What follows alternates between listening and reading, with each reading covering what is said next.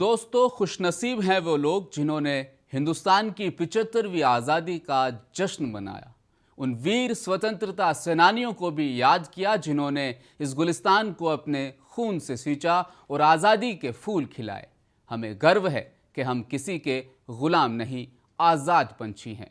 इस बार हर घर तिरंगा लहराया गया। एक अंदाजे के मुताबिक 20 करोड़ घरों पर 3 दिन तक तिरंगा लहराता हुआ नजर आया। पहले ऐसा नहीं था। 26 जनवरी 2002 के कानून के अनुसार सूरज निकलने से लेकर डूबने तक ही तिरंगा लहराया जा सकता था।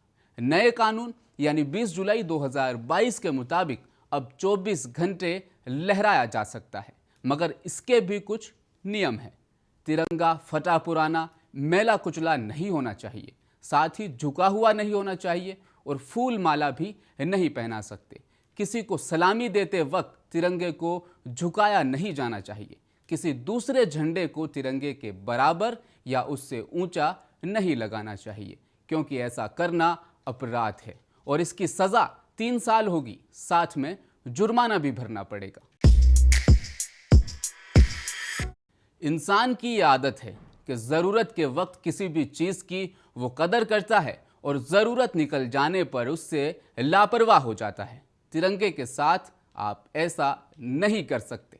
अक्सर देखा गया है कि जश्न आज़ादी या जश्न जमहूरिया के दूसरे दिन तिरंगे सड़कों पर, गली कूचों में या कूड़ेदान में दिखाई देते हैं। ये बहुत गलत बात है। इसी तिरंगे की आन बान शान के लिए हमारे पुरखों ने अपनी जानों की बलि दी है। हमें तिरंगे का सम्मान करना है।